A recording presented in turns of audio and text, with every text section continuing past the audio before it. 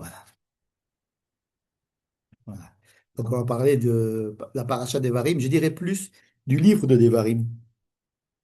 Parce que le livre de Devarim nécessite énormément de réflexion à propos de son existence et de sa forme et de son contenu, étant donné qu'il y a des choses qui sont très, très, très surprenantes dans ce livre.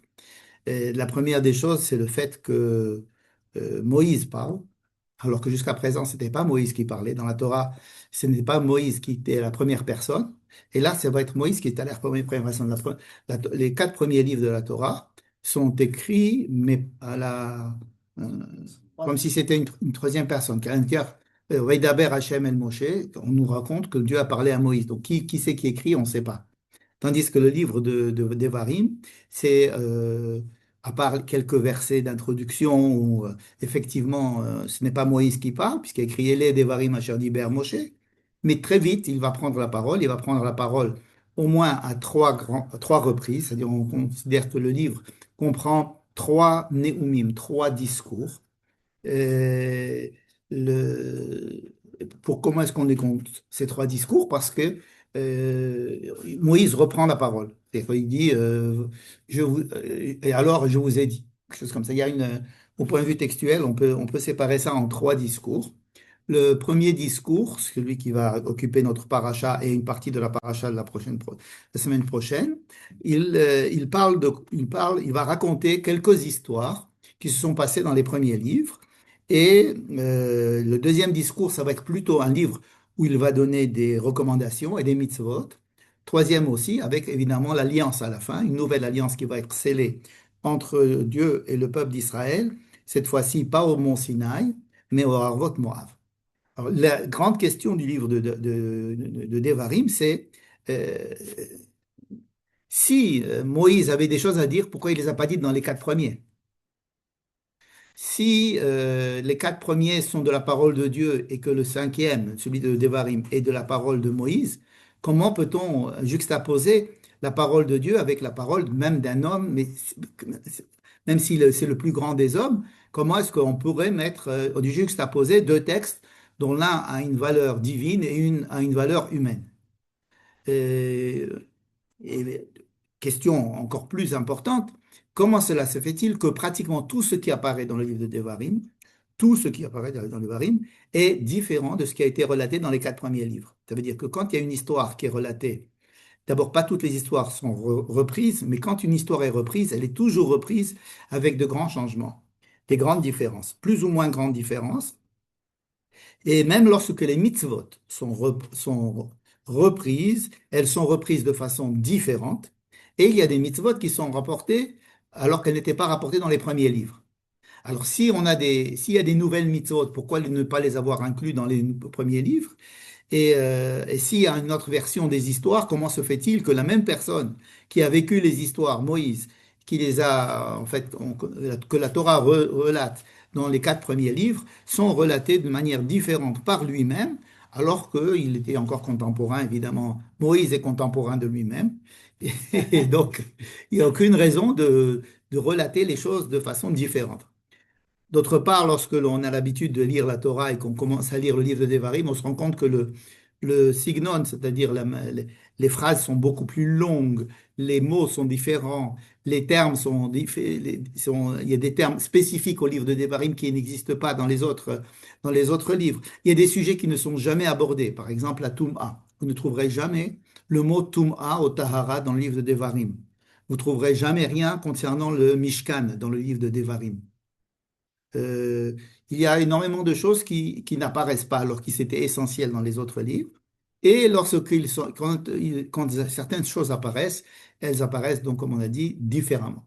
Donc cela pose énormément de questions et je me base depuis quelques années sur le livre du Rav Tamir Granot, le Rav Tamir Granot qui a écrit le livre de Devarim.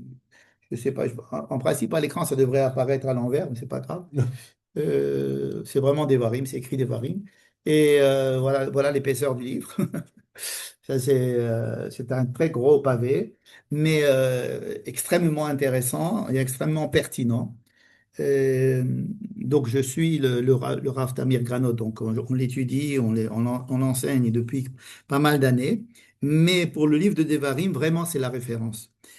Surtout qu'il n'y a pas grand-chose qui a été dit ou écrit sur le livre de Devarim en tant que tel. Alors évidemment, il y a des pirouchim de Rashi, de Rashbam, de Radak, de trucs sur les mots. Et alors, à chaque fois, ils vont nous dire pourquoi est-ce que cette histoire est différente. Ils vont peut-être analyser les différences entre les... Mais ce sont des études ponctuelles. Ce sont des questions ponctuelles sur certains passages, certains versets, certains mots.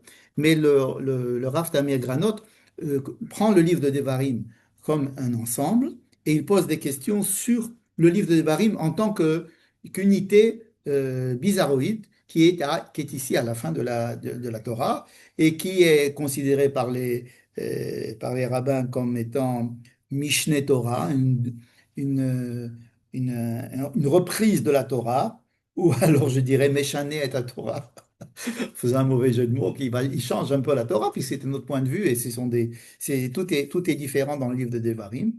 Y compris la manière de lire les psukim, tout est différent. Même les 10 commandements, qui sont censés avoir été écrits sur de la pierre et qui ont été relatés dans la paracha de Yitro, dans le livre de Shemot, ces mêmes 10 commandements ne sont pas les mêmes dans la paracha de Vaetranan.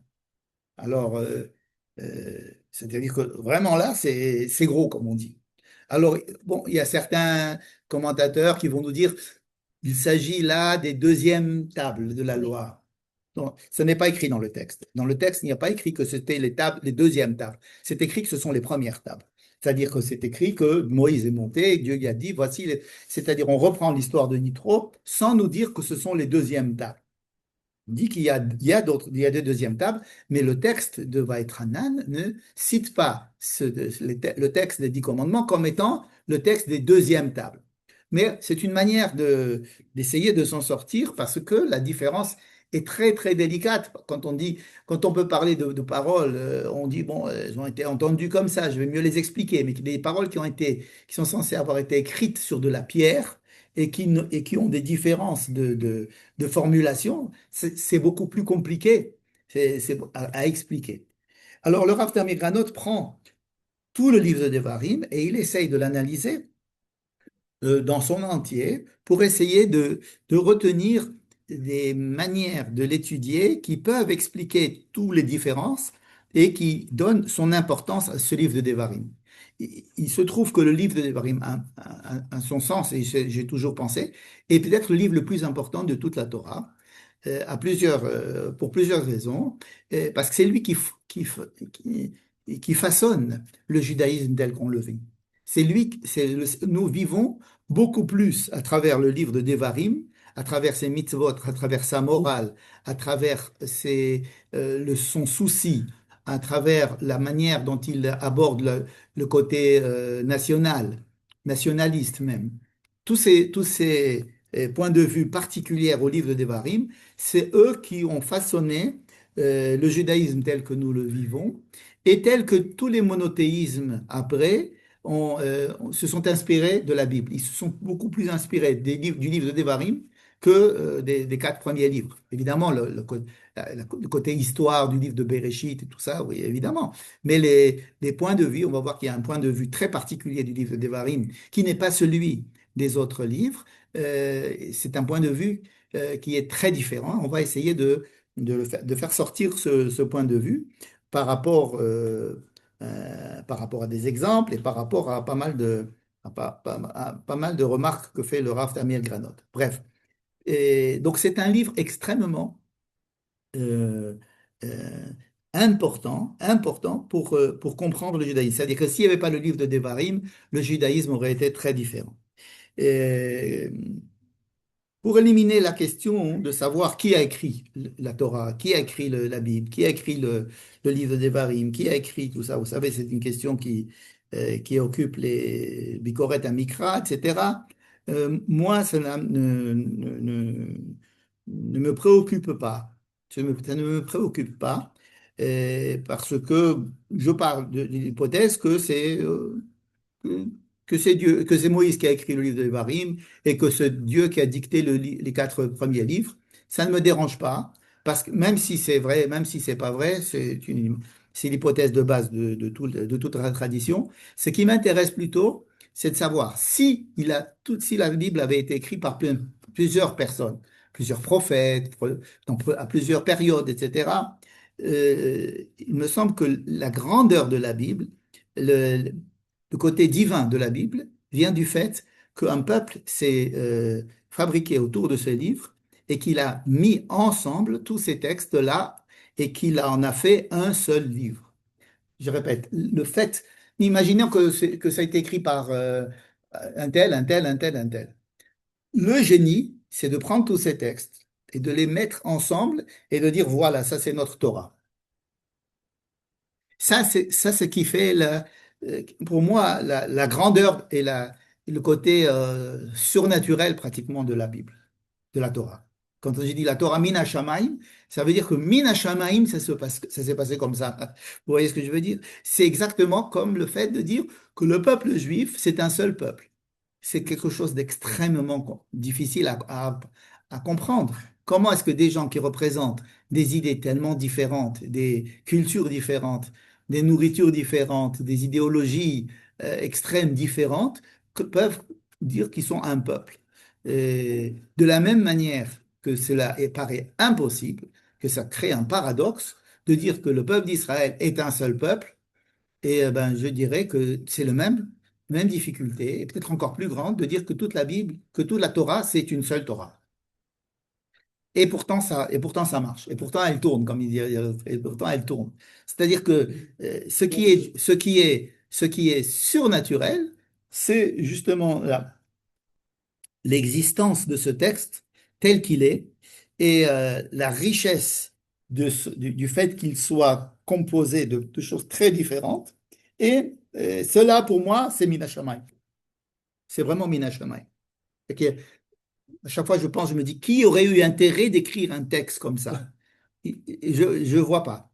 Si c'est quelqu'un qui voulait être du côté de Moïse ou quelqu'un qui voulait, on voit bien que il est pas, il est maltraité dans le texte, dans plusieurs endroits. Si c'est quelqu'un qui était pour Aaron, on voit que le texte maltraite Aaron aussi. Si c'est un texte qui est apologétique pour une certaine idéologie, on voit qu'il y a des idéologies inverses, etc. C'est-à-dire, il y a du mal à voir qui c'est qui a un humain qui aurait intérêt à écrire un livre comme ça, et on voit que c'est quelque chose il se trouve que c'est un texte composite qui a à l'intérieur de lui des choses tellement opposées les unes avec les autres qu'on se dit que que c'est génial que, que ce texte-là soit notre texte. C'est une grande chance. Vous voyez ce que je veux dire? Ça ne peut pas être un texte humain, ne serait-ce que par le fait qu'il qu'il qu'il, euh, qu'il inclut à l'intérieur de lui des points de vue tellement différents, une diversité qui est extrême. De la même manière que le peuple d'Israël a une diversité extrême à l'intérieur de lui et que l'histoire fait que c'est toujours un peuple, il y a toujours cette idée profonde en chaque juif qu'on fait partie d'un peuple juif. Quoique, quelle qu'elle soit notre pratique religieuse, notre croyance, etc., il y a cette appartenance à ce peuple juif qui a perduré l'histoire, et ça aussi c'est miraculeux, cette histoire de perdurer l'histoire d'avoir un peuple comme ça, un petit peuple que tout le monde veut tuer et qui continue à exister et être au centre de la vie internationale à toutes les époques. Donc c'est quelque chose de Mina Shammai. Vraiment, c'est Mina Shammai. Donc je referme la parenthèse de savoir qui a écrit quoi. Le livre de Devarim, il est censé avoir été écrit par Moïse, mais plus il a été écrit par Moïse, c'est qu'il a été dit par Moïse. Je vais essayer de m'expliquer. Les autres livres sont des livres qui ont été écrits, c'est-à-dire on nous raconte, on nous relate. Alors que là, Moïse parle. Ele Devarim, c'est comme ça que s'appelle le livre. Ele Devarim. Voici les paroles. C'est pas les choses, les paroles. Voici les paroles. Et comme il va être écrit plusieurs fois dans le livre de Devarim, euh, c'est fait pour que l'on entende la voix, la parole de Moïse chaque jour. Hayom. Aten nitzavim, Hayom. Nachon, veinichem Hayom, kekorvei hashamayim larov. Hayom, Hayom. C'est-à-dire qu'il y a la différence entre la parole et l'écrit, c'est que Pour la parole, il faut être présent au moment où elle est dite. L'écrit, c'est fait pour rester et que quelqu'un puisse ensuite la lire. Alors que la parole, elle nécessite d'être entendue, dite en live, en live. Et donc, comme on va le voir tout à l'heure, le livre de Devarim, c'est le premier livre de la Torah orale. C'est le premier livre de la loi orale. C'est Rabbi Tzadok HaKohen de Lublin qui le dit.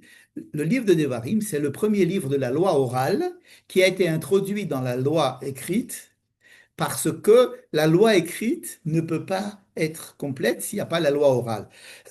Et je dirais même que la loi orale, c'est l'aboutissement de la loi écrite. Et qu'est-ce que c'est que la loi orale? C'est Moïse qui parle, mais c'est tout Talmid Chacham, tout juif qui parle de la Torah et qui discute et qui fait vivre cette Torah à tous les temps, dans tous les lieux, à toutes les époques. Ça s'appelle la loi orale. Et le fait que on oralise quelque chose qui est écrit, ça montre la nécessité de faire vivre ce texte. Et donc, faire vivre ce texte n'est pas indépendant du texte lui-même. Il est même peut-être plus important que le texte lui-même. Le Rabbi Tzadok HaKohen dit que la loi orale est plus importante que la loi écrite, ce qu'on avait vu d'ailleurs aussi chez le Rav Kook, qui dit, le Rav Kook, que la loi orale est plus sacrée que la loi écrite. Et donc le livre de Devarim est considéré comme étant le début, le prémisse de la loi orale à l'intérieur même du corpus de la loi écrite. Qui donnerait toute la moralité à la Torah. La moralité. Non, alors, on va voir qu'est-ce que ça donne à la Torah, parce que il y a quelque chose ici de toutes les questions que nous avons posées au préambule, à savoir si Dieu a écrit la Torah, pourquoi est-ce que Moïse rajoute? Si une chose a été écrite, pourquoi la réécrire différemment? Toutes ces questions-là, on va essayer de leur donner une réponse, une seule réponse qui va essayer de répondre à tout cela, qui va donner au livre de Devarim son importance. D'accord? Donc ça, c'est le sujet que nous allons essayer d'étudier ce soir ensemble, d'accord? Mais au préalable, je voudrais faire, comme on dit, un Dvar Torah, un petit Dvar Torah. Vous allez voir pourquoi je dis ça. Un petit Dvar Torah à propos du titre, à propos du mot Devarim.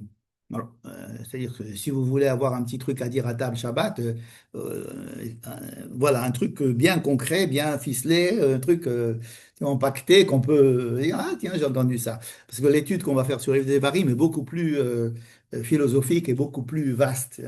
Et pour la résumer, ce sera plus difficile. Donc, je vous donne d'abord un petit Dvar Torah sur le mot Devarim. D'accord? Sur le titre, Devarim. D'accord? Parce que tout le livre s'appelle Devarim. Il n'y a pas que la paracha qui s'appelle Devarim. Et donc, tout le livre s'appelle Devarim. Alors, je vais me baser sur un commentaire du Mea Shiloach sur la paracha de Devarim et qui cite un midrash extrêmement ancien qui s'appelle le midrash Shocher Tov. C'est comme ça qu'il s'appelle, le midrash Shocher Tov. C'est l'un des plus anciens midrashim. Il est très court, ce midrashim. Et il est très succinct mais il est très profond. Je vais vous citer à peu près de mémoire la phrase du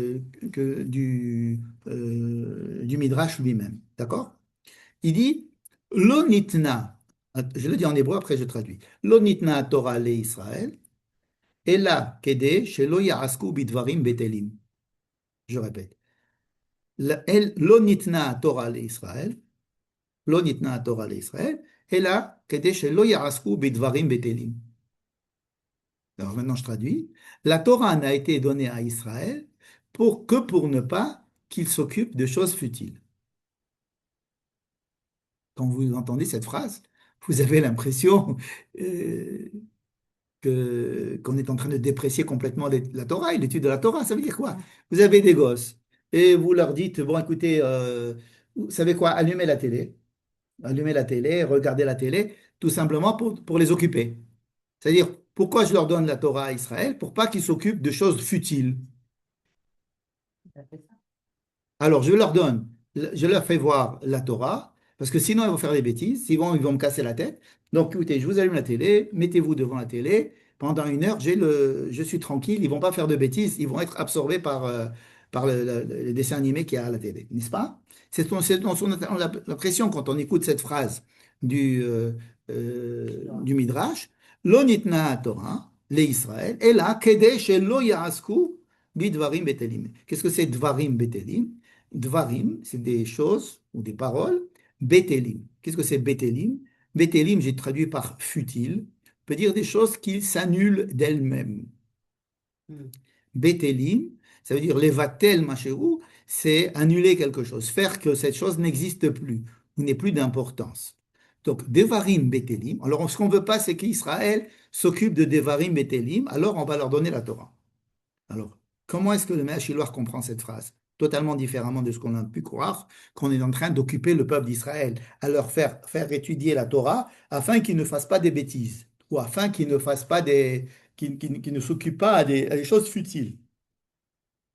Et encore une fois, qui semblerait déprécier l'étude de la Torah, comme déprécier la vision d'un film à la télévision en disant, bon, c'est n'importe quoi, c'est simplement parce que je sais que ça va leur attirer leur attention. Mais c'est pas, je ne fais pas ça pour le film, parce que je voudrais qu'ils apprennent le message de ce qui est écrit, de ce qu'ils vont voir à la télé. Je suis en train de leur montrer un film éducatif ou ce que je sais. Non, c'est simplement pour ne pas qu'ils fassent des bêtises. N'est-ce pas? Un schmartaf comme ça, un babysitting comme ça, qui simplement a but de calmer et de gagner un peu de temps. Alors, comment est-ce il explique le Méhachiloar, ce midrash-là formidable? Il dit, qu'est-ce que c'est Devarim Betelim? Ce sont des choses, c'est-à-dire que ce sont des choses, mais qui ne vont pas durer, qui n'ont pas d'importance dans la durée. Ce ne sont pas d'importance, qui ne sont pas significatifs. Bétélim, ça veut dire que, ok, c'est une chose qui existe, mais qu'est-ce qui... Et après, elle va plus exister, et puis c'est tout. Et elle ne va pas laisser une trace dans le monde, elle ne va pas laisser une trace chez l'homme. Dvarim Bétélim, c'est une chose qui, ok, j'ai fait... bon, on a joué aux cartes. Ok, on a joué aux cartes. Bon, mais on s'est amusé, on s'est détendu, on a passé un bon moment, etc. Qu'est-ce qui va rester chez chacun? Peut-être certaines choses, une bonne impression, un beau moment, etc. Et alors on dit, bon, oui, mais pas tellement de choses, ça va pas tellement laisser de choses. Alors imaginez, Dabarim Betelim Mamash, des choses qui n'auront aucune influence, qui n'ont aucun rochem, qui ne laissent aucune trace dans la vie d'une personne ou dans la vie du monde, dans l'histoire du monde, ça s'appelle Devarim Betelim. À partir du moment où on a traduit Devarim Betelim comme cela, c'est-à-dire des choses qui vont, au fond, être sans importance, alors on peut se comprendre ce que c'est qu'un Devar Torah. Un Devar Torah, ça va être exactement l'inverse. Qu'est-ce que c'est qu'un Devar Torah? C'est pas de prendre un verset de la Torah et de lire on peut dire, j'ai lu un verset de la Torah ou j'ai lu quelque chose, bon, alors, ok, c'est bien, ça m'a pas ébranlé. Un Dvar Torah, c'est censé être quelque chose qui ébranle, qui ne laisse pas indifférent. Quelque chose qui va laisser une trace, quelle qu'elle soit, une trace. Quelque chose qui va être efficient, qui va avoir qui va laisser une trace chez l'homme, dans la société, dans la vie. Alors, je ne dis pas qu'il faut qu'à chaque fois, ça soit la création de l'État d'Israël, mais quelque chose qui ne laisse pas indifférent. Alors, si je dis un Dvar Torah et qui laisse indifférent, eh ben, on peut dire que ce n'est pas un Dvar Torah. Si ça a vraiment laissé indifférent, alors c'est pas un Dvar Torah. C'est pour ça que le mot Dvar Torah, Davar, vous savez qu'il y a une explication, Rashi le dit, que le mot Davar, contrairement au mot les morts, a une connotation de difficulté. Nahon? Lashon kasha. Di en dibur et la lashon kasha. Ve'en amira et la lashon rafa. Vous connaissez ça, c'est un Rashi connu. Mais ce n'est pas lui ce n'est pas lui c'est quelque chose qui existe dans la Gemara déjà. Ce qui fait que quand il va dire Ele Advarim, c'est quoi Ele Advarim? Ele Divrei Tochechot, il va dire. Et les divrei Tochechot. Et c'est comme ça que beaucoup de gens vont justifier l'existence du livre des Varim. C'est-à-dire, le livre des Varim, c'est un livre de morale pour remettre à leur place les enfants d'Israël qui ont fauté pendant tout le temps du désert. Tochecha, c'est-à-dire faire de remontrances. Donc, Tochecha, et on le tire du fait que Devarim, c'est un mot, c'est dibour caché. Amira, c'est une parole douce qui va dans le sens du poil. Davar, c'est quelque chose qui va dans le sens contraire du poil, qui va donc être dur, qui va aller contre ce qui va pas me laisser indifférent. Qui va pas me laisser indifférent. C'est ça le davar. Donc ils ont traduit ça par Tochechot. Tochechot, ils disent c'est un livre de Tochechot. Et les Devarim, voici les Tochechot, voici les remontrances. Le Rav Tamir Granot n'est pas très content de cette explication parce que d'abord, elle est trop facile et elle réduit le texte à simplement des paroles de remontrance. Et il n'y a pas il n'y a pas dans le livre que des phrases qui commencent attention, peine, assez, ou attention de faire ça, sinon vous aurez, je veux vous dire, c'est des choses par allusion. Des fois oui, des fois non, mais on sent que ce n'est pas le but unique du livre de Devarim. Tandis que si on prend vraiment le sens de Devarim comme étant quelque chose qui ébranle, qui ne laisse pas indifférent, qu'est-ce qu'il fait Moïse? Il veut prendre les gens qui sont devant lui, c'est-à-dire la génération qui va rentrer en Israël, et il veut les ébranler. Il veut les ébranler. Il veut que ces paroles les ébranlent afin qu'ils puissent être, euh, euh, j'allais dire, excités, électrifiés, sous tension, pardon, stimulés. Mais je dis sous tension, ça veut dire qu'en entrant en Israël, on a besoin de vivre sous tension. Ça marche. La terre d'Israël, elle met sous tension. Mais il veut les mettre sous tension pour les mettre en Israël, qui est un pays sous tension. Qu'est-ce que c'est d'être sous tension? C'est-à-dire ne pas se laisser vivre tranquillement, comme un long fleuve tranquille. Au contraire, d'être là sur le qui-vive, de se poser des questions, de voir et si oui, et si non, et pourquoi pas, et finir on fait l'inverse, et je ne suis pas d'accord avec toi, etc. C'est ça la mettre sous tension. De reprendre des choses et dire, mais pourquoi tu dis ça, pourquoi on ne dirait pas le contraire, etc. Prendre les gens et les mettre sous tension, c'est les ébranler et les laisser ébranler en permanence pour qu'ils continuent à ébranler. Et cela va les laisser, attentifs, au moins attentifs, si ce n'est que eux-mêmes vont pouvoir transmettre à leur tour des questionnements, des remises en question, des initiatives, de voir un petit peu, ne pas laisser les choses courir comme on a l'habitude de les voir traditionnellement. C'est-à-dire que le devoir Torah, je donne souvent cet exemple, je m'excuse pour ceux qui me l'ont déjà entendu de ma part, je dis que c'est comme un jeu de billard où on donnerait avec la quille un coup sur une balle dans le but, dans l'espoir que cette balle puisse aller percuter d'autres balles et que chaque boule puisse aller percuter encore d'autres choses, soit des côtés du billard, soit d'autres boules, etc. Ça veut dire que c'est un devoir Torah, non seulement ça devrait mettre en branle, mais en plus, ça devrait donner l'envie de mettre encore plus en branle les autres. Et donc, le premier coup, c'est, si vous voulez, la Torah chez Birtav. C'est Dieu qui parle. OK. Alors, on peut dire, ben, Dieu a parlé, ben, alors c'est bien, on va appeler ça les Écritures saintes. Écriture sainte, c'est-à-dire on embrasse, et c'est un dogme, c'est un livre sacré, comme on dit, etc. Et si c'était comme ça, alors il n'y aura pas eu le livre de Devarim. Effectivement, on aurait eu un livre sacré, les Écritures saintes, ou notre Sainte Bible, comme disent les chrétiens, ou un texte comme le Coran, etc. Des textes qui sont des dogmes, qui viennent du Sinaï, et donc qui viennent de Dieu, donc personne ne peut dire le contraire, et donc on est là, et, et c'est tout. Alors que c'est pas du tout ça le but de la Torah écrite. C'est le Torah écrite au contraire, c'est la quille du billard qui donne un coup sur la première balle. Première balle, c'est Moïse. Donc Moïse, tout de suite, il réagit et il va nous faire réagir. C'est la balle blanche du billard, vous savez, la première. Parce que c'est lui il va nous dire, surtout ne considérez pas ce qui vient d'être dit comme quelque chose de sacré, de saint, de sacro-saint, de figé. Et alors, pour cela, Moïse doit, au dernier moment de sa vie, et ça va être important, on va voir pourquoi tout à l'heure, prendre le peuple à témoin et essayer de les ébranler pour qu'ils commencent à vivre cette chose-là. C'est ce qui va leur être demandé pour qu'ils rentrent en Israël. S'ils étaient restés en dehors d'Israël, il est très possible que les quatre premiers livres leur auraient suffi largement.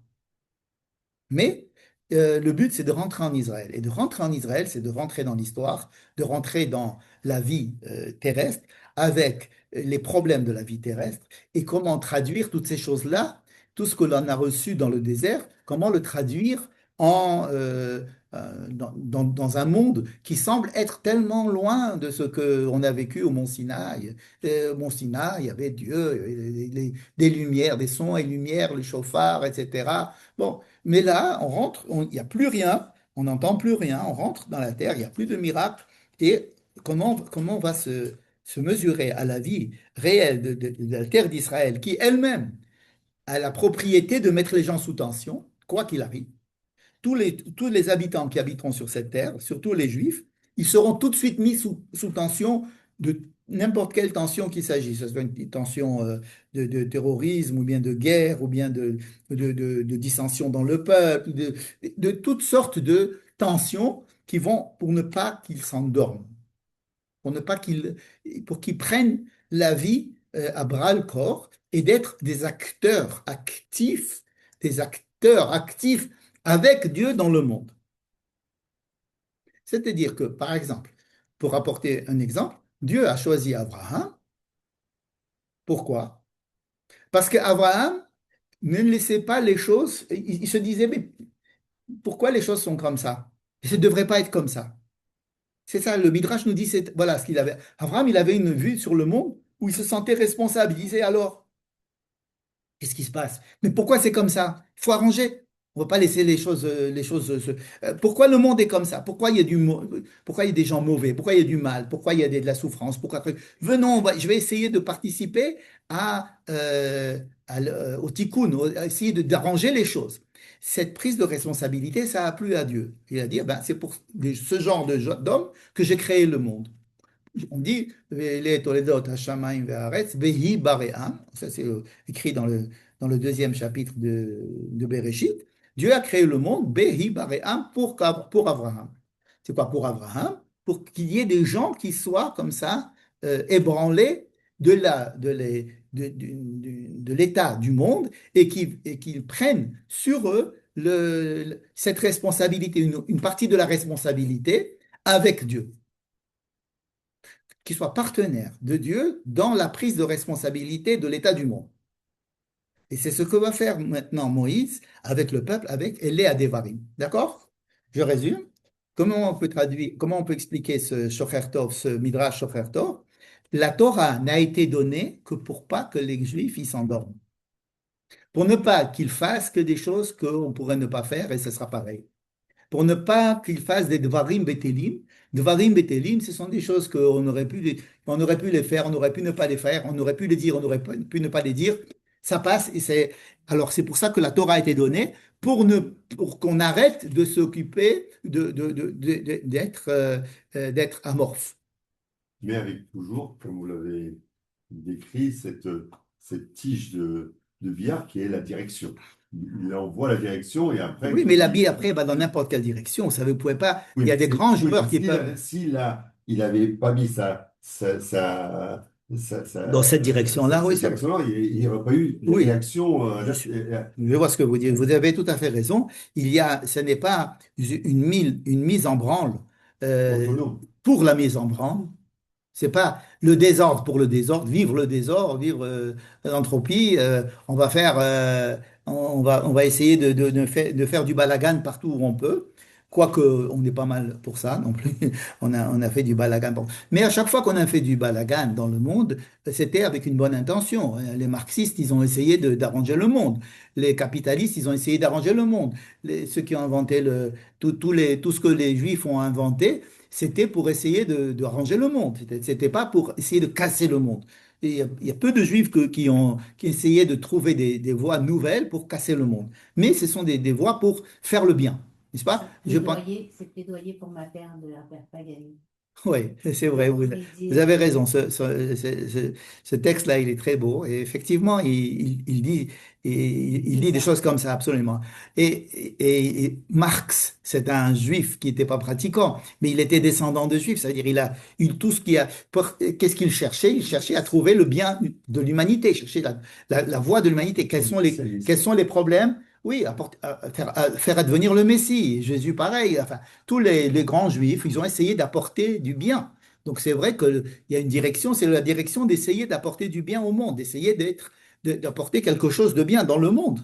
Et, et donc le mot Devarim, donc je dirais que c'est le moteur, c'est un moteur de mise sous tension et qui empêcherait les juifs d'être indifférents au sort du monde, au sort du monde. Et donc la Torah chez Béalpé, qui va donc qui va être introduite par le livre de Devarim, ça va être pourquoi on l'appelle la loi orale, parce que c'est une loi qui va être en mouvement perpétuel et qui va se reposer sur les gens qui parlent et sur les gens qui écoutent. C'est-à-dire que c'est vraiment vivant. Quelque chose qui est écrit, c'est mort. Quelque chose est écrit, il est écrit. On peut le laisser pour dans 10 ans, dans 2000 ans. Ils trouveront ce qui a été écrit, ils le diront. C'est pas notre but. Notre but, c'est de le lire et l'interpréter et que ça nous ébranle et que ça fasse ébranler d'autres et que ça nous donne des idées comment ébranler dans le bon sens. Pas ébranler encore une fois pour ébranler, mais pour essayer d'être plus conscient comment arranger le monde. D'accord? Ce qui va nous causer d'ailleurs pas mal de petits problèmes. Voilà, donc c'était ce petit Dvar Torah. J'espère que si vous avez envie de le répéter, je pense qu'il n'est pas difficile, à savoir qu'est-ce que c'est qu'un Devarim Betelim. Et le Dvar Torah, c'est censé être le contraire de Devarim Betelim. D'accord? D'ailleurs, je dis souvent, quand vous entendez quelque chose, un Dvar Torah, et ça ne vous a pas ébranlé, ne dites pas Chazak ou Baruch, parce que ça va encourager la personne à refaire la même chose. Soyez honnête. Si ça vous a pas ébranlé, ben, ça vous a pas ébranlé, ben, tâche que la prochaine fois, il devrait être plus ébranleur que ce qu'il a été. Et au moins qu'il sache qu'elle est. Parce que si on lui fait beaucoup de compliments et qu'il continue dans cette voie-là, ben, ça va pas l'aider. Voilà, bref. Donc, j'ai fini avec ce petit jeu, mais sachez qu'il va être vraiment en relation avec le reste. Donc, nous devons essayer de trouver des,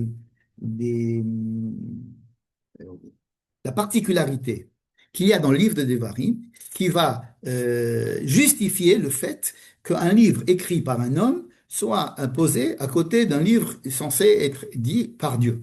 D'accord? C'était ça notre question de départ. Quelques petites remarques préliminaires. Euh,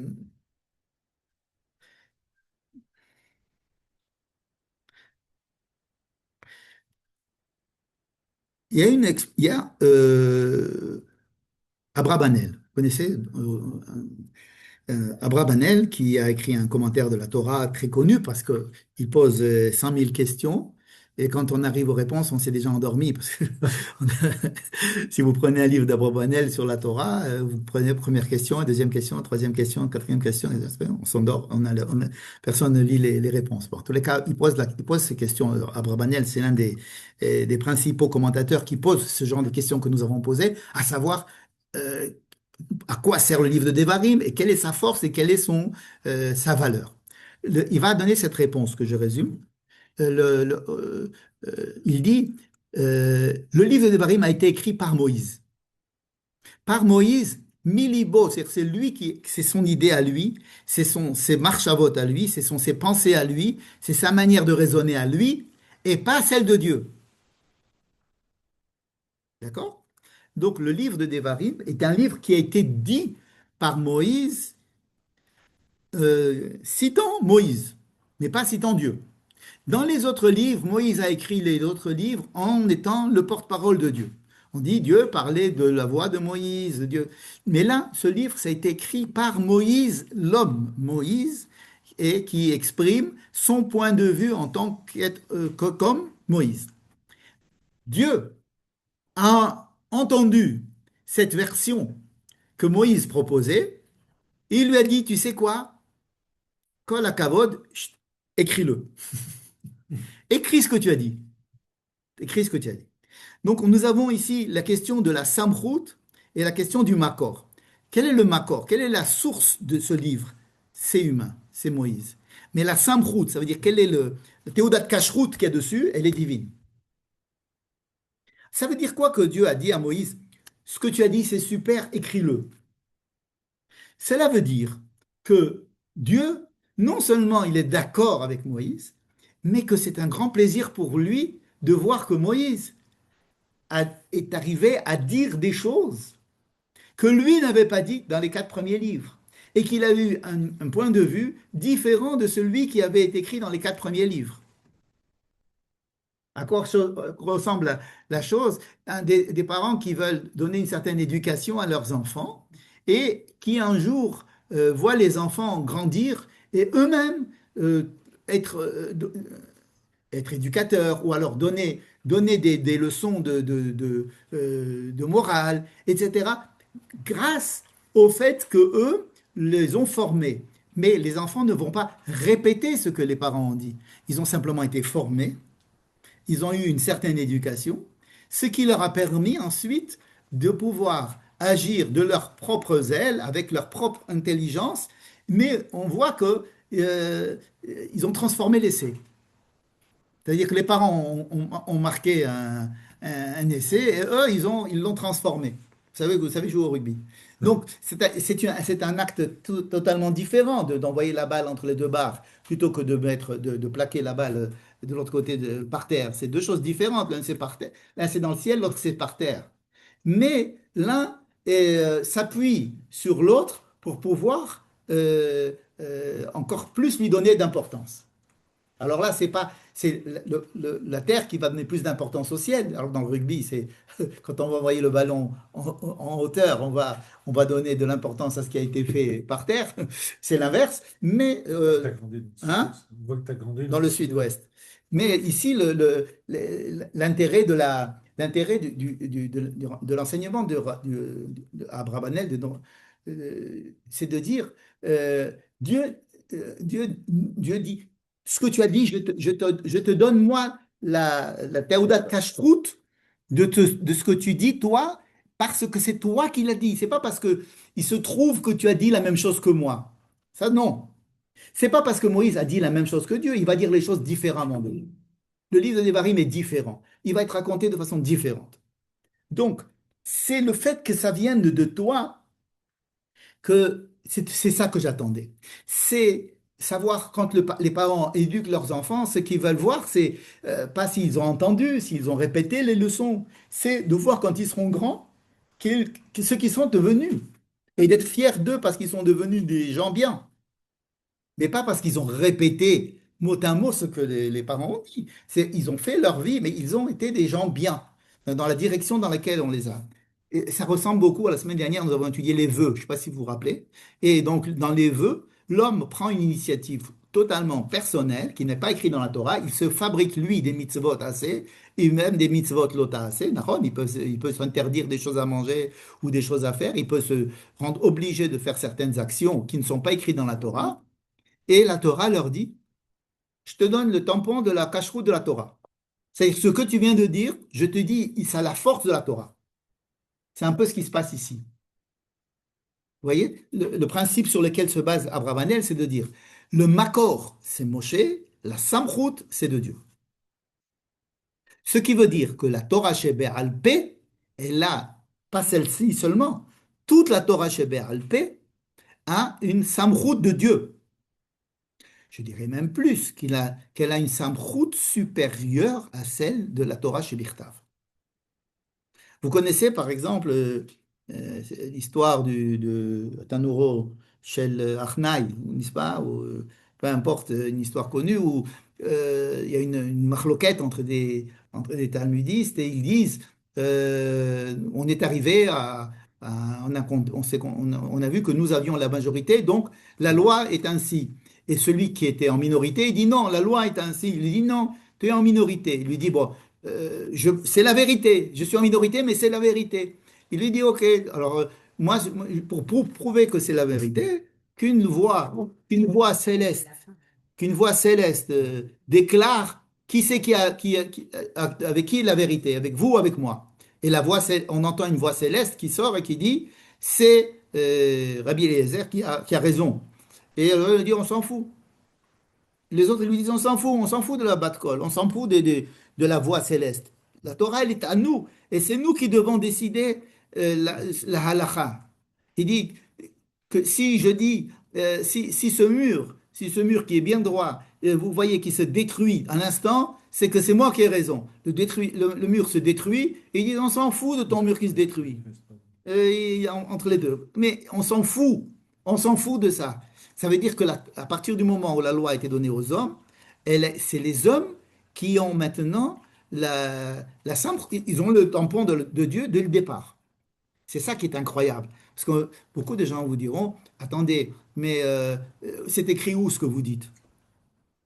Hein? Ce que vous dites là, c'est écrit où? Hein? Quand on a dit cette phrase, qu'est-ce qu'on a fait? On dit que je ne crois qu'en la loi écrite et pas dans la loi orale. N'est-ce pas? Quand vous dites, oui, mais ça, c'est pas, ce sont les rabbins qui ont dit ça. Mais oui, ce sont les rabbins. Mais oui, c'est Moïse. Et qu'est-ce que vous croyez? Qui c'est d'autre? C'est oui, Moïse. C'est un homme, Moïse. Oui. C'est les rabbins. Et les rabbins, c'est plus important que qui est écrit dans la Torah. Parce que c'est eux qui vont nous dire comment lire la Torah. Et toi aussi, tu dois savoir comment écrire la Torah. Ça veut dire que il y a ici, dans les paroles d'Abravanel, quelque chose d'extrêmement important qui donne de la force à toute la loi orale par rapport à la loi écrite. D'accord? Dire à chaque fois, mais où c'est écrit? C'est pas écrit dans la Torah. Et c'est la Torah qui compte. Et vous, tout ça, c'est des rabbins, c'est des racontards de rabbins, etc. C'est aller à l'encontre du livre de Devarim. C'est prendre la Torah pour une loi figée, quelque chose qui est sacré, comme j'ai dit tout à l'heure, sacro-saint écriture, et puis c'est fini. Et la vision juive de la Torah est totalement différente. C'est la loi orale qui est sur la Torah qui donne cette force à la loi orale. Et qui donne cette force, c'est Dieu. C'est Dieu. Si c'était quelqu'un d'autre que Moïse qui avait écrit le livre d'Evarim, imaginez qu'on dise, voici les paroles que Rabbi Akiva a dit. Alors on dit, bon, Rabbi Akiva, c'est Rabbi Akiva, mais Moïse, c'est Moïse. Alors les 4 livres, c'est Moïse, là c'est Rabbi Akiva, c'est autre chose. Il dit, non, c'est le même. C'est le même Moïse qui était monté au Sinaï et qui a fait la première alliance au mont Sinaï. C'est lui-même qui va dire qu'on va faire une deuxième alliance. Et on va maintenant rentrer en Israël. C'est-à-dire que c'est fait exprès de dire que c'est le même Moïse qui écrit les deux. Comprenez? Pour, Il oui, n'y a pas une hiérarchie entre des Braïta et... des Rabbanan. Mhm. Il y a ici, tu as raison qu'il y a, lorsque l'on parle des interdits, et alors on se dit que transgresser quelque chose dont les rabbins ont dit que c'était un ordre de la Torah, contre quelque chose dont les rabbins ont dit ce n'a pas été dit par la Torah, mais nous voulons le faire pour préserver certaines choses. Parce que c'est les rabbins qui disent ce que l'a dit la Torah. Hein, quand on dit Deoraita, c'est-à-dire que les rabbins, ils ont dit, la Torah dit cela. Moi, je te rajoute quelque chose pour ne pas que tu arrives je te fais des seyagim, je te fais des chumrot, ou bien je décide de faire quelque chose qui sont mis des rabbanan dans le makor, c'est les rabbanim, et la samchout, c'est bien des rabbanan. Tu comprends la différence qu'il y a entre Doraïta et rabbanan? Dans tous les cas, c'est les rabbins qui l'ont dit. D'accord? C'est pas parce que l'un c'est écrit dans la Torah, l'un c'est les rabbins qui l'ont dit. Dans tous les cas, c'est les rabbins qui ont dit. C'est les rabbins qui ont interprété la Torah pour dire voici ce que la Torah veut que je fasse. Mais les Chachamim ont dit je voudrais aussi rajouter quelque chose là, mais en sachant que je le rajoute. Je le rajoute, pourquoi? Parce que je connais mes ouailles, je sais que dans notre communauté, les gens auront du mal à faire ça, donc je vais leur demander de faire quelque chose. Je vais leur demander, par exemple, vous avez le droit de faire Kiryat Shema d'après la Torah jusqu'au matin, toute la nuit jusqu'au matin. Ça, c'est la Torah. Les rabbins, ils viennent nous disent, écoutez, moi, je vous dis de le faire jusqu'à minuit. Ok. Et celui qui transgresse, celui après minuit, s'il a fait après minuit, il a lu le Kriyat Shema, C'est valable aussi, évidemment. Mais pourquoi les rabbins ont mis, il faut dire le Kriyat Shema jusqu'à minuit? Parce qu'ils se disent, les gens qui se disent, j'ai encore le temps, j'ai encore le temps, j'ai encore le temps, ils vont s'endormir et après, ils vont pas le faire. Les rabbins, ils savent que le faire avant le lever du soleil, c'est ça la loi de la Torah. Et ils ne disent pas le contraire. Et ils nous disent, je te demande quand même de le dire jusqu'à minuit, de mettre une barrière, de le faire d'un minuit. Et dans ce cas-là, transgresser midé rabbanan, c'est pas transgresser midé oraita. Dans ce sens, oui. Mais autrement, la samchout des chachamim, de savoir qu'est-ce que la Torah veut dire, ça, c'est une samchout qui leur est donnée. Et même s'ils ne sont pas d'accord. Même s'ils ne sont pas d'accord. Et le Rav Tamir Granot, puisque on lui, il paraît que quand il aime bien écouter, quand il va à la, Torah, à la synagogue le Shabbat matin et qu'il entend la Torah, il ne prend pas de livre. Il dit que prendre un livre, ça le perturbe.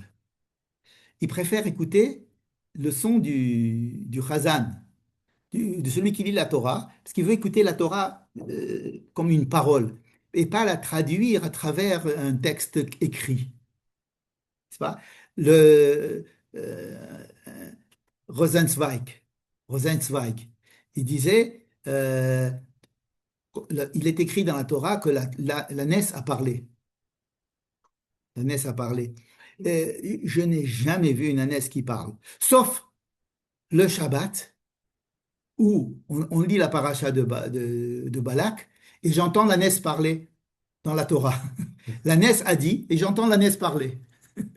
C'est-à-dire qu'il y a quelque chose dans la lecture, dans l'écoute, dans le fait de rendre la chose orale, quelque chose qui est actuel, qui est hayom, et dépasse complètement la logique, l'interprétation, le fait que ce soit écrit. Parce que nous sommes là en train de le vivre. Quand on donne la force aux gens de lire la Torah, et on oblige chacun de lire la Torah, de lire la Torah, ça veut dire de l'interpréter aussi. On fait monter les gens à la Torah à Shabbat.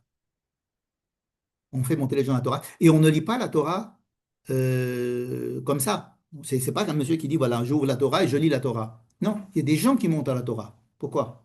Pourquoi les gens montent à la Torah? Et pourquoi 7 personnes, ou 3 ou 5 ou 6? Pourquoi? Pourquoi ne pas lire la Torah comme on lit les Psuké Teilim, bien lire le Yotzer, le Shema Israël, c'est le Chazan qui lit le Shema Israël, avec les brachot du Shema Israël. Bon, chacun est obligé de lire le Shema Israël, mais il y a ici un Chazan qui lit pour tout le monde. Pourquoi faire monter les gens à la Torah? Et quand on va les faire monter, il faut dire leur nom, le nom de leur père, c'est-à-dire de les nommer et de montrer la spécificité du monsieur et l'identité du monsieur qui est en train de lire la Torah. Parce que chacun a l'obligation, chaque juif a l'obligation de lire la Torah. Ça veut dire que la Torah a été donnée pas au rabbin, elle n'a pas été donnée à Moïse, elle a été donnée à chacun. Vous comprenez? Et les Adevarim, Asher Diber Moshe, et Kol Israël. Ça veut dire que ce sont des choses qui devraient. Nous sommes tous des boules de billard, hein, et nous sommes tous susceptibles d'être ébranlés. Nous avons l'obligation d'être ébranlés et d'ébranler. Et donc d'avoir une direction qui est propre à chacun. Chacun a sa direction. Dans les boules, vous avez une direction propre. Quand vous envoyez la boule, ça ne veut pas dire que toutes les boules vont avoir la même direction. Chacun va avoir sa direction selon plein de choses. Et donc, il y a ici, dans la loi orale, une importance capitale qui est tellement différente de tous les autres textes religieux, sacrés, etc., et différent de toutes les autres, entre guillemets, religions. Bien. Donc ça, c'était Abrabanel. Euh, qui c'est qui dit que le livre de Devarim, c'est la loi orale? Je vous l'ai dit tout à l'heure, c'est Rabbi Tzadok HaKohen de Lublin. Lui, il l'écrit noir sur blanc. C'est une idée qui existe, mais enfin, lui, il écrit noir sur blanc et il explique très bien ça dans le Brit Tzadik, dans le Parashat Devarim au début. Bien. Alors maintenant, on se dit, mais alors, si, pourquoi est-ce que Dieu a fait les choses comme ça? Qu'il y ait 4 livres et un livre. Comme si Dieu avait pensé, je veux que la Torah, elle soit, elle soit écrite de 2 manières différentes. Une manière divine et une manière humaine. c'est l'intention de Dieu. Si on prend ce qu'il a dit à Abrabanel, je veux que tu écrives ce que tu as dit. Est-ce que ce que tu as dit, que je veux que tu l'écrives, c'est mieux que ce que j'ai dit? Non. Pourquoi est-ce que Dieu dit à Moïse, écris, écris ce que tu penses? Parce que Dieu a besoin qu'il y ait les deux côtés dans une même Torah. Le côté écrit, le côté qui vient d'en haut et le côté qui vient d'en bas.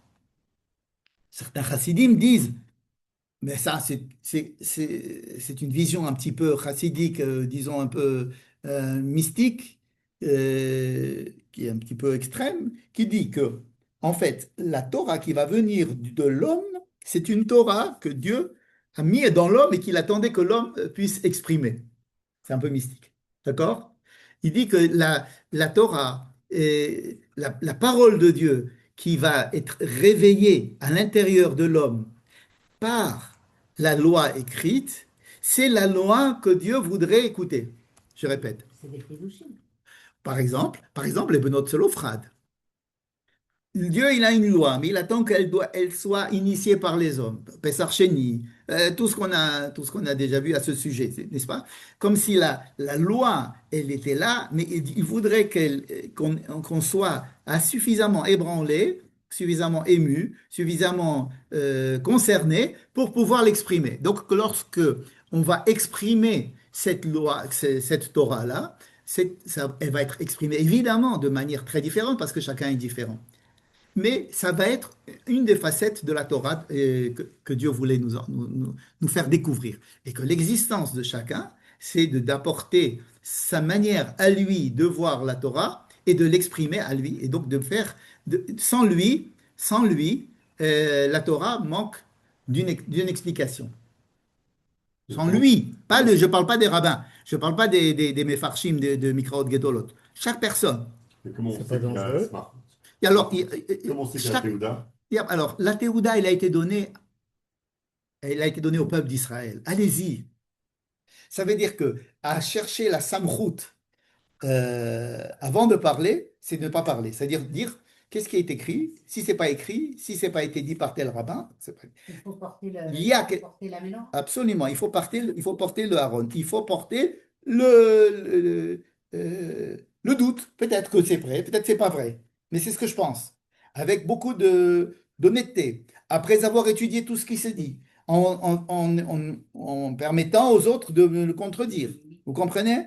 En acceptant que la halakha, elle soit pour tout le monde, mais que les interprétations et que la manière de lire et les enseignements que je peux amener ou que je peux transmettre, ça, c'est personnel.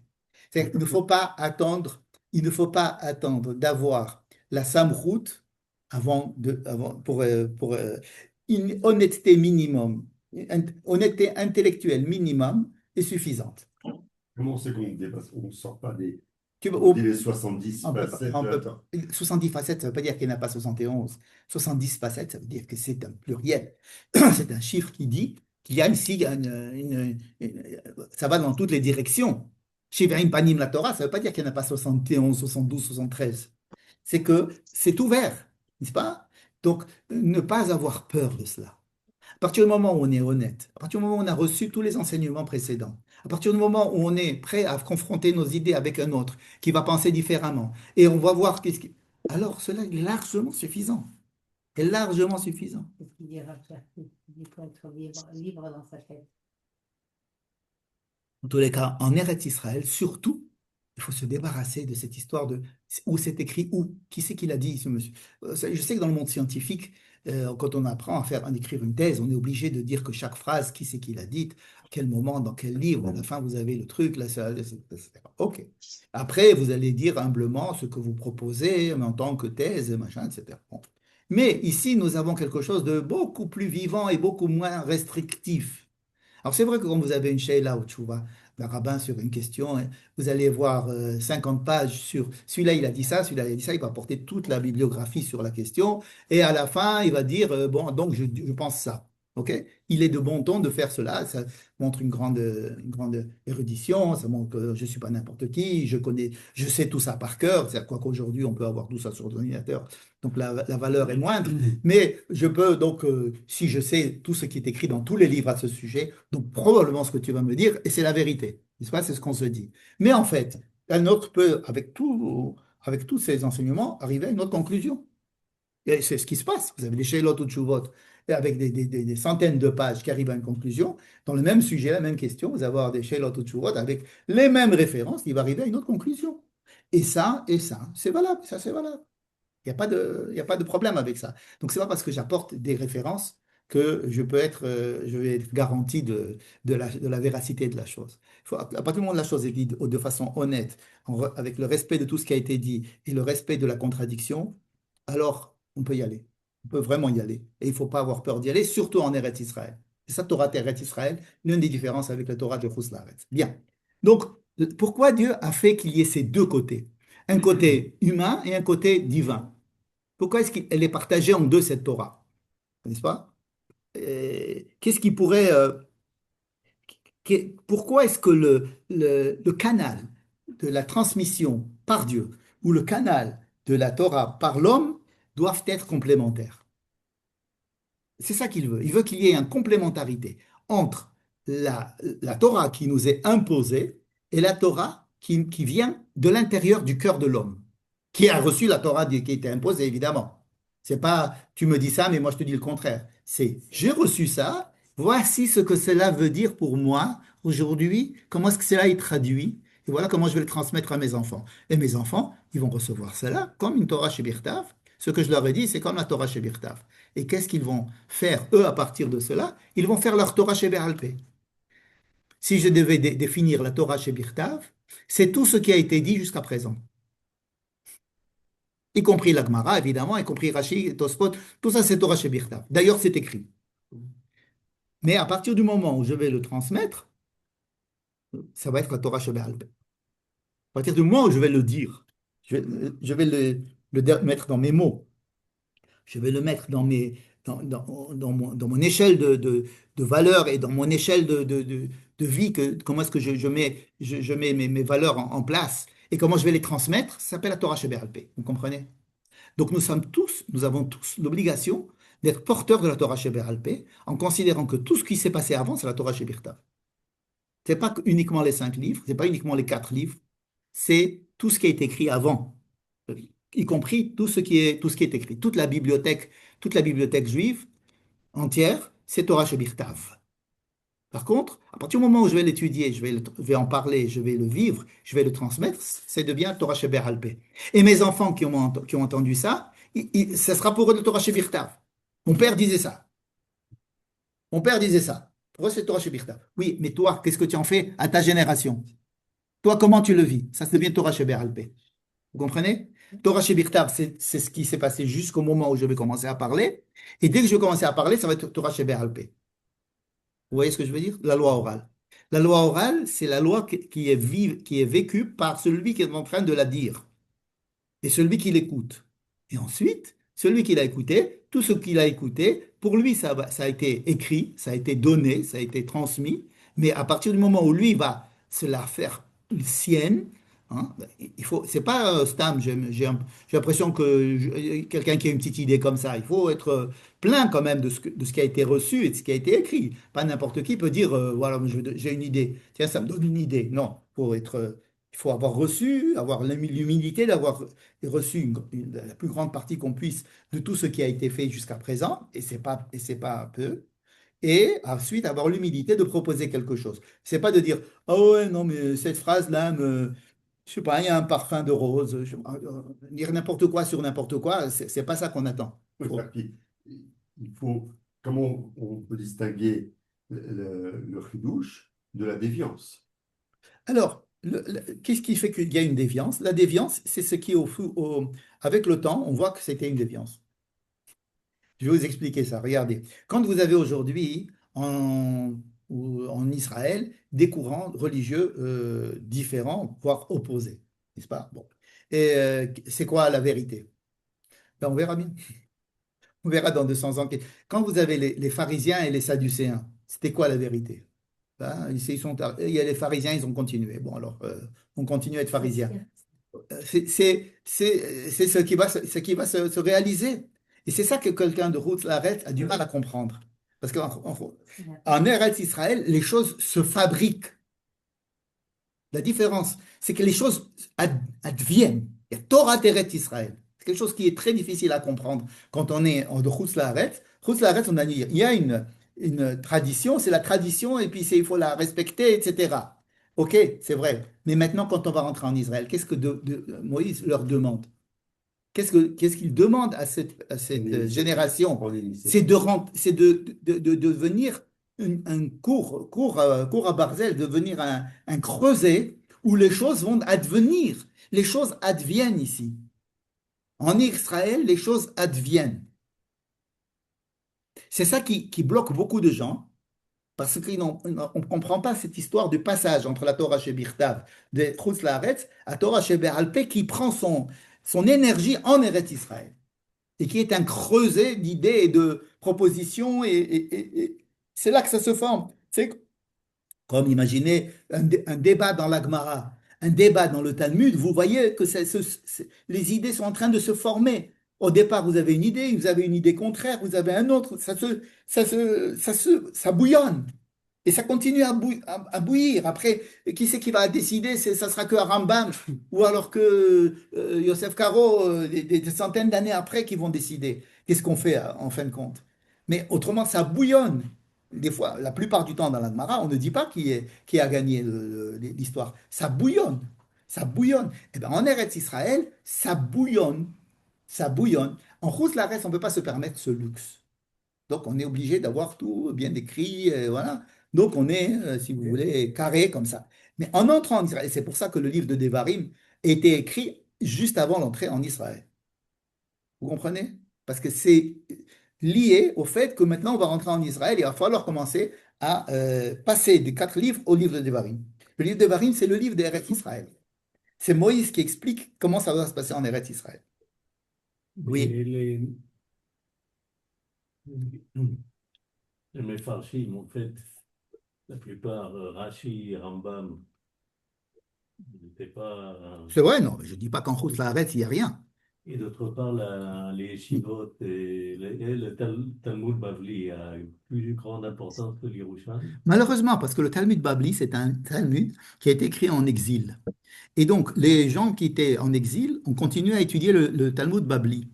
Et les gens qui sont en Israël et qui considèrent qu'ils sont encore en exil, parce qu'ils ne reconnaissent pas la Torah, ils continuent à étudier le Talmud Babli. C'est-à-dire qu'ils sont en Israël comme ils auraient pu être à Brooklyn, quoi. Ils sont là, c'est tout. Ça leur pose quelques problèmes de cache-route quand il y a la Shemitah, mais autrement, ils reconnaissent pas, ils sentent pas quelque chose qui s'est passé historiquement, quoi. On est là, on aurait pu être ailleurs, etc. Donc, ils continuent à étudier le Talmud Babli, ils continuent à refuser tout ce qui est en train de se passer en Israël et qui est historiquement quelque chose qui révolutionne tout, qui révolutionne tout. Comme on dit, c'est un événement biblique, c'est-à-dire un événement qui pourrait, si on de continuer à écrire la Bible, on écrirait cela comme un événement cardinal, n'est-ce pas? Alors, dans ce cas-là, effectivement, on continue à étudier le Talmud Babli. Le Talmud Yerushalmi, il a été écrit donc en Israël, mais il n'a pas été écrit pendant une période où le peuple d'Israël était souverain ils étaient encore sous le joug romain, etc. Donc, il était un petit peu israélien, mais pas, pas comme on aurait voulu, quoi, qu'il soit vraiment authentique. Bref, comment tu peux dire que la Torah de Moshe, c'est la Torah d'Eretz Israël? Parce que justement, enfin, il n'est pas rentré. non, il est pas rentré, on l'a empêché de rentrer parce que justement, il était encore resté avec la génération qui a été sortie du désert. Mais il est conscient de la révolution qui va se préparer. Surtout du fait que lui, il sait qu'il n'a pas été à la hauteur. Il prépare le peuple à la rentrée en Israël, alors que lui ne va pas rentrer. Le fait que lui ne va pas rentrer, ça ne veut pas dire qu'il ne sait pas comment préparer les autres à le faire. Bon. Alors maintenant, pour essayer d'arriver au point essentiel, qu'est-ce qui caractérise ce livre de Devarim par rapport aux autres? Qu'est-ce qui peut nous expliquer pourquoi il y a tellement de différences entre les histoires et la manière de les raconter? Premier point, c'est que Moïse va mourir. Je veux dire, pourquoi? Moïse va mourir. C'est que c'est très important de savoir que Moïse va mourir c'était dans le premier Shvat, il va mourir en Adar, c'est-à-dire il a encore, le 7 Adar, il va être combien? C'est 36 jours. Voilà. Et c'est dit que, il va mourir. Vous allez me dire pourquoi, quelle est l'importance? Vous savez que dans la paracha de Pinchas, Dieu a dit à Moïse, tu vas monter, tu vas mourir. N'est-ce pas? On l'a lu. Il n'est pas mort. Mais à la fin du livre de Devarim, Dieu va lui redire, tu vas monter sur la montagne, tu vas mourir. Et là, il va mourir. N'est-ce pas? Mais pourquoi nous avoir dit cela avant et cela après? Pour bien nous montrer que tout ce qui se passe là, c'est sous l'égide de la mort de Moïse. Qu'est-ce que ça veut dire quoi, la mort de Moïse? Ça veut dire que Moïse peut prendre maintenant du recul sur sa vie. Ça, c'est un point important. Jusqu'à présent, les 4 livres nous racontaient des histoires, nous racontaient des mitzvot, nous racontaient des choses. Maintenant, nous avons une personne qui a vécu tout cela, qui prend du recul. Mourir, ça veut, qui va bientôt mourir, ça veut dire il a une vision globale de toute sa vie, de tout ce qui s'est passé. Il a une expérience, il a une vision des choses qui est totalement nouvelle. Nouvelle. C'est-à-dire que lui, il a vécu des choses. Mais une fois qu'on a passé des années et qu'on a vu avec une perspective différente, on voit les choses différemment. Les choses se sont passées comme ça. Mais on les raconter de manière différente, tout simplement parce que on a pris du recul vis-à-vis de cela. Le fait que Moïse va parler quelques jours avant de mourir, ça veut dire qu'il a fini toute l'évolution de sa sagesse et que là, il est arrivé à un point où il peut avoir une vision des choses totalement différente. Vous savez, Rachid dit que s'il avait écrit son pirouche plus tard, il aurait écrit différemment. Et beaucoup de Parshanim reprennent leur pirouche et rajoutent, vous savez, Ramban, il a plusieurs pirouchim sur les mêmes mots qui ont été écrits plus tard. C'est-à-dire qu'une fois qu'on a écrit quelque chose qui nous paraît évident et on le reprend plusieurs années plus tard, surtout lorsqu'on a passé 120 ans, alors à ce moment-là, on a une vision différente des choses. Non seulement différente, mais globale. Globale. Le fait que le livre de Devarim, c'est un néoum, c'est une parole, c'est un discours qui prend les choses dans leur globalité. C'est-à-dire qu'il va tout relier. Dans la Torah, c'est pas relié. C'est relié parce que c'est écrit les uns après les autres. Mais c'est pas une seule personne qui raconte le tout comme une seule chose. Ça, c'est très important. Deuxième point extrêmement important, peut-être encore plus important, c'est que le livre de Devarim considère que l'homme est Bar Labait, et il est propriétaire chez lui. Ça veut dire que Dieu n'est pas là, Dieu n'est pas sur terre. Dans le livre de Devarim, Dieu se trouve dans le ciel. Dans le livre de Devarim, l'homme est propriétaire sur sa terre, et l'homme est propriétaire de son argent, l'homme est propriétaire de sa vie. Et c'est un point que l'on retrouve dans toutes les histoires, dans toutes les mitzvot de Devarim. Par exemple, donner un exemple, par exemple, celui de la Shemitah. La Shemitah, la Jachère, dans les premiers livres, on nous dit, la terre est à Dieu. Il est présent. Dieu est sur la terre et dans le ciel, dans les 4 premiers livres. Dieu est partout. Toi, l'homme, je te laisse un petit peu habiter là. D'ailleurs, je te renvoie si tu ne vas pas bien, je te mets en dehors du Gan Eden, etc. Mais moi, je suis là. Et toi, l'homme, tu es un invité. Hein. Et, et je te dis, une fois par tous les 7 ans, la terre m'appartient. Donc, une fois tous les 7 ans, tu la laisses tranquille, c'est ma terre. Hein. Qui lit kola arrête. C'est à moi la terre. Donc, toi, arrête. 6 ans, c'est parce que je t'ai autorisé à la travailler pendant 6 ans. Mais en fait, la terre est à moi. Ça, c'est la vision des 4 premiers livres. Dieu est propriétaire et il se trouve sur la terre. Et effectivement, quand ils ont vécu dans le désert, ils étaient là avec Dieu qui était là en permanence, avec Moïse et Dieu, et Midbar, etc.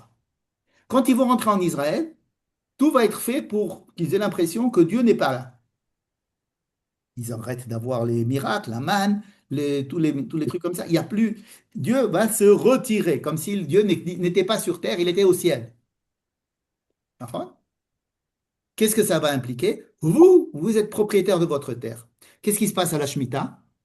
C'est nous qui décidons comment on Il fait. dit, c'est à toi la terre, s'il te plaît, à la Shemitah, donne aux gens, aux autres. Arrête fais du bien aux autres. Pense aux autres. C'est à toi. Mais essaye de me respecter, de me craindre, et donc essaye de donner aux autres. Essaye d'ouvrir ton champ aux autres. Mais pas parce que c'est à moi, c'est à toi. Vous voyez la différence de point de vue? Dans le livre d'Évarim, l'homme, il est propriétaire, il est capitaliste. Il est là, c'est lui le patron. Et Dieu, il se met en retrait au ciel. Mais il nous dit, OK, mais rappelle-toi que j'existe. Donc, tu dois me craindre, tu dois m'aimer, tu dois être moral. Pourquoi est-ce que l'homme doit être moral dans le livre d'Évarim? Pourquoi est-ce qu'il doit penser à l'orphelin et aux pauvres et aux lévis, etc.? Pourquoi il doit penser à eux? Parce que euh, entre nous, ça se fait pas. Par tu te me respectes. Rappelle-toi comment tu étais en Égypte, etc. N'est-ce pas? C'est-à-dire que l'homme est tellement responsabilisé dans le livre d'Évarim que Dieu ne peut que lui demander, s'il te plaît, sois gentil avec ton prochain. Tandis que dans les 4 premiers livres, Dieu il nous dit, mais c'est moi qui t'ordonne. De la même manière que je t'ai donné de l'argent, je t'enlève ton argent. L'argent que tu as, c'est à moi. Donc tu dois lui donner à lui. C'est moi qui dirige le monde. C'est-à-dire, dans les 4 premiers livres, non seulement c'est Dieu qui a donné la Torah chez Birtav par en haut, mais c'est lui qui dirige tout. L'homme n'est qu'un pion. Il est passif. Il est obligé de faire ce que Dieu lui demande parce que c'est Dieu le patron. Vous comprenez? Dans le livre de Devarim, la grande transformation du livre de Devarim, c'est que l'homme qui va rentrer en Israël, ça va être lui le patron. Et Dieu, il va commencer à lui dire, aime-moi, aime ton prochain, fais de la tzedaka, sois gentil avec les gens. Si tu as un esclave, quand il repart, ne le laisse pas repartir tout seul. On va nous demander d'être moraux, d'être sociables, de penser à l'autre, d'avoir c'est-à-dire la vie telle qu'on la connaît. Tout à l'heure, je vous ai dit que le livre de Devarim, c'est lui qui nous a fabriqué notre judaïsme. Parce que nous avons l'habitude d'être Baal Habayit, Baal Haboss. Nous sommes là. Et on nous dit, Pato artiftach et yadecha, ouvre ta main vers le pauvre. Je te demande, l'argent, il est à toi. Il n'est pas à moi, il est à toi. Mais s'il te plaît, par déférence à moi, qui t'ai fait sortir d'Égypte, par rapport à moi, qui suis là en haut et qui t'a donné cette terre-là, je te demande, s'il te plaît, de toi, de ta propre initiative, avec ton argent, de le donner aux pauvres. Vous comprenez? Imaginez un père qui voit son fils et qui lui dit, donne-lui 5 shekels aux pauvres.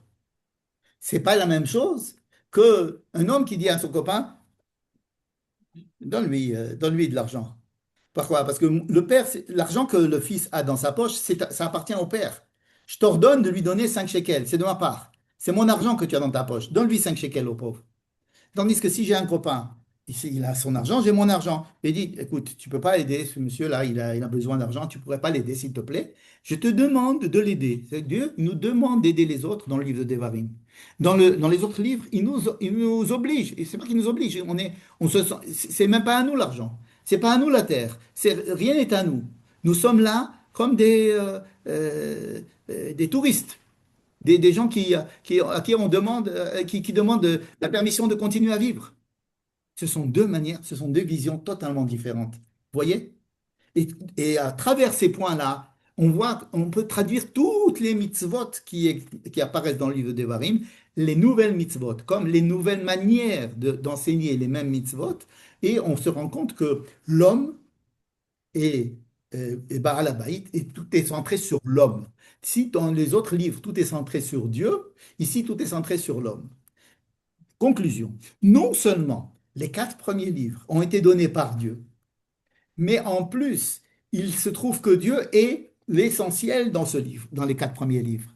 Et il fait exprès de donner à l'homme, de se retirer et de donner à l'homme euh, la possibilité de lui à porter la loi orale, à Moïse de porter la loi orale et d'avoir au centre de ses préoccupations euh, le fait que l'homme, il est responsable de tout et que c'est l'homme qui est patron sur sa terre.